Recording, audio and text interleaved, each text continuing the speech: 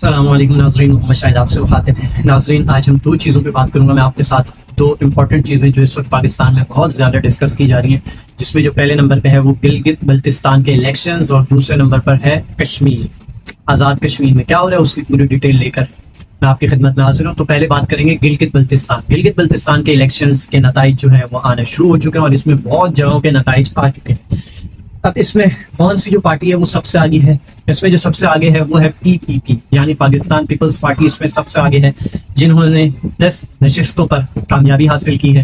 دوسرے نمبر پر ہے P M L N, Pakistan Muslim League نون، یہ دوسرے نمبر پر ہے اور انہوں نے 6 نشستیں حاصل کی ہیں۔ تیسرے نمبر پر ہے آزاد امیدوار یعنی انڈیپینڈنٹ، انہوں نے 5 نشستوں پر کامیابی حاصل کی ہے۔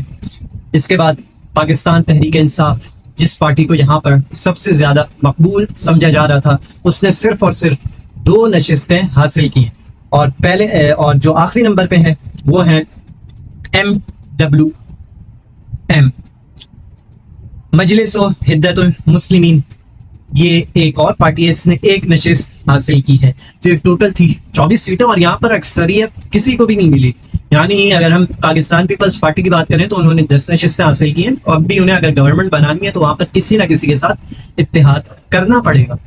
اب انہوں نے 10 نشستیں حاصل کر لی، اب سوال یہ ہے کہ یہاں پر یہ اتحاد کس کے ساتھ کریں گے؟ کیا یہ پی ایم ایل این کے ساتھ کریں گے یا پھر یہ انڈیپینڈنٹس کو اپنے ساتھ ملائیں گے؟ تو ان کے پاس دونوں آپشنز ہیں اور یہ دونوں آپشنز اویل کر سکتے ہیں۔ زیادہ جو چانسز لگ رہے ہیں وہ پی ایم ایل این کے ساتھ یہ ہو سکتا ہے کہ اتحاد کر لیں۔ اب یہاں پر سوچنے والی بات یہ ہے کہ پاکستان پیپلز پارٹی 10 سیٹس نکالنے میں کامیاب ہو گئی ہے، اور وہ بھی گلگت بلتستان۔ اور جواب میں اگر میں مسلم لیگ نون کی بات کروں، اس وقت اس کی جو گورنمنٹ ہے وہ فیڈرل میں ہے، فیڈرل میں پی ایم ایل این کی گورنمنٹ ہے، لیکن وہ صرف اور صرف 6 سیٹس نکالنے میں کامیاب ہوئی ہیں۔ اب جو بھی جیسے اب گلگت بلتستان ہو گیا یا کشمیر ہو گیا، ان کی جو زیادہ تر توجہ ہوتی ہے، ان کے جو زیادہ تر جو لگاؤ ہوتا ہے، یہ زیادہ امید ہوتی ہے ان کی ہوتی ہے جس گورنمنٹ کی حکومت جو ہے وہاں فیڈرل میں ہو، اس سے ان کی وہاں کے لوگوں کی زیادہ امیدیں وابستہ ہوتی ہیں۔ کیوں کہ اگر گیس، بجلی وغیرہ کوئی بھی مسئلہ ہو تو آپ وفاق سے ڈائریکٹ رجوع کر سکتے ہیں، اور آپ کے مسئلے مسائل زیادہ تر وفاق ہی حل کرتا ہے۔ تو یہاں پر یہ ایک انتہائی ایسا رزلٹ آیا ہے کہ جس کے بعد سر پکڑ لیے ہوں گے کافی صحافیوں نے بھی کہ پاکستان پیپلز پارٹی 10 نشستیں حاصل کر لی اور پی ایم ایل این اس کے جواب میں 6 نشستیں حاصل کی۔ اور اگر میں پاکستان تحریک انصاف کی بات کروں تو اگر ہم پچھلے دنوں کے جو سرویز ہیں، جتنے بھی اگر ہم سرویز اٹھا کے دیکھ لیں تو اس میں اگر کوئی بھی ایسی پارٹی ہو جو وہاں پر کلین سویپ کر سکتی ہے یا پھر جس کا ووٹ بینک سب سے زیادہ تھا تو وہ تھی پاکستان تحریک انصاف۔ لیکن جب رزلٹ آئے تو رزلٹ انتہائی شاک دے رہے ہیں، رزلٹ جو تھے وہ انتہائی نامناسب لگ رہے ہیں۔ اب اس پر جو ہے پاکستان تحریک انصاف کی جو ان کی لیڈرشپ ہے، انہوں نے بھی اپنا ایک رد عمل دیا اور انہوں نے اس رزلٹ کو کہہ دیا ہے کہ یہ رزلٹ جو ہے یہ دھاندلی زدہ رزلٹ ہے۔ وہ اس رزلٹ کو ماننے سے انکار کر رہے ہیں، اور وہ بھلے انکار کرتے رہیں لیکن وہ کچھ کر نہیں سکتے۔ کیوں نہیں کر سکتے؟ آپ کو میں تھوڑا سا پیچھے لے کر جاؤں گا۔ آج سے تقریباً 1.5 سے 2 سال پہلے ایک الیکشن ہوئے تھے 2024، 8 فروری، سب کو یاد ہے۔ ان الیکشنز میں جب آپ کے پاس پورے پاکستان سے سیٹس تھی، آپ نے پورے پاکستان میں ٹاپ پہ تھے آپ لوگ، اور آپ یہ کلیم کر رہے تھے کہ ہم نے 180 سیٹس حاصل کی ہیں، جب آپ کچھ نہیں کر سکے تو کیا لگتا ہے آپ گلگت بلتستان، یہ تو صرف ایک پاکستان کے ایک چھوٹے سے ریجن کی اگر میں بات کروں تو صرف وہاں کے الیکشن سے، تو یہاں پر آپ کو کچھ حاصل، مجھے ایسا لگتا ہے کہ وہاں پر آپ کو کچھ بھی حاصل نہیں ہونے والا۔ تو اب جن کی حکومت بن گئی ہے، اب ہو سکتا ہے کہ یہ پاکستان پیپلز پارٹی ہے وہ یا تو پی ایم ایل این سے اتحاد کر لیں گے یا پھر انڈیپینڈنٹس کو اپنے ساتھ ملا لیں گے، اور آگے چند آنے والے دنوں میں پتہ بھی چل جائے گا کہ کون کس کے ساتھ اتحاد کر رہے ہیں۔ اب یہاں پر ایک اور امپورٹنٹ چیز یہ ہے کہ پاکستان پیپلز پارٹی بھی جیتے۔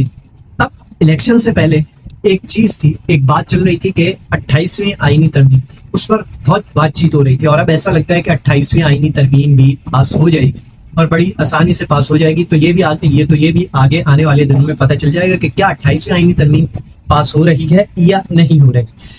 اب یہ سارے نتائج آ گئے۔ اب کشمیر کی بات کرتے ہیں تو کشمیر میں اس وقت جو حالات ہیں وہ انتہائی بہت برے حالات چل رہے ہیں، تو اس کے حوالے سے وہاں پر فائرنگز وغیرہ بھی ہوئی ہیں اور وہاں پر کچھ لوگوں کی شہادتیں بھی ہوئی ہیں، اور جو اس وقت نیوز وغیرہ چل رہی ہے ان کے مطابق تقریباً 7 مظاہرین جہاں بحق ہوئے ہیں، ہونے کی تصدیق کر دی گئی. جمعے سے لے کر اب تک، یعنی جمعے کو جب یہ دھرنا وغیرہ شروع کیا تھا، انہوں نے اعلان کیا تھا کہ ہم لوگ 9 جون کو ایک ریلی نکالیں گے اور یہ پرامن احتجاج ہوگا. تو تب سے لے کر اب تک تقریباً 7 مظاہرین جاں بحق ہوں، اور اس کے ساتھ ساتھ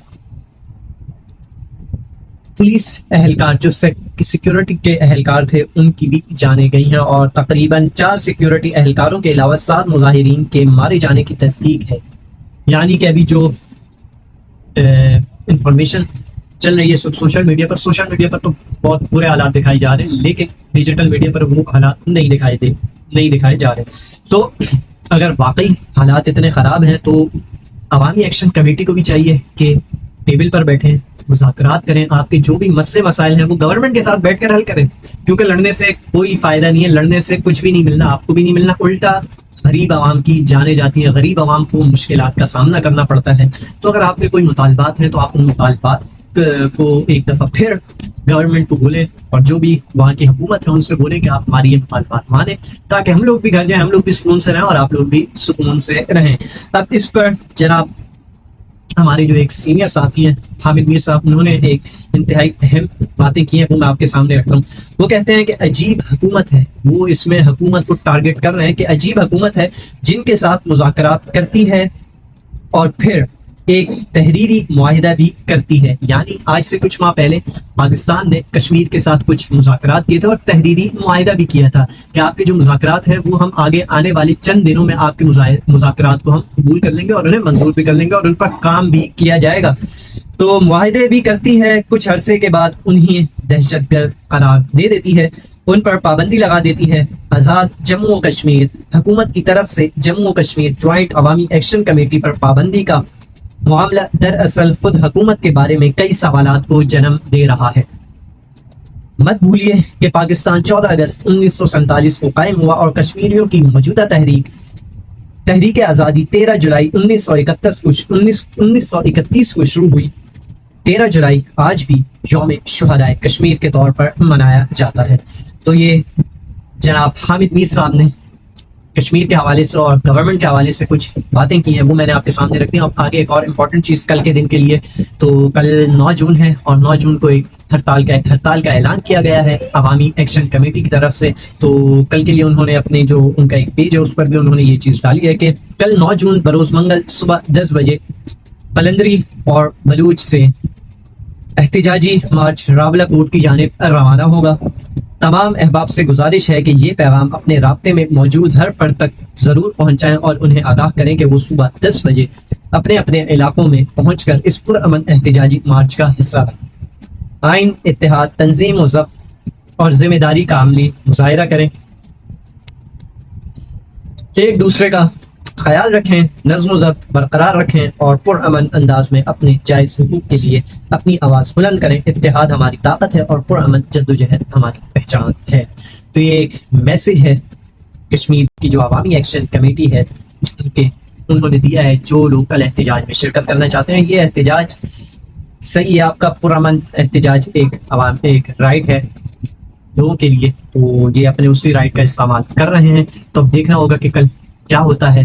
کیا یہ اپنی جو ان کے جو ڈیمانڈس ہیں، ان کی جو ڈیمانڈس ہیں وہ میں نے آپ کو پچھلی ویڈیوز میں بھی آپ کو بتائی تھی کہ ان کی کیا کیا ڈیمانڈس ہیں وہ.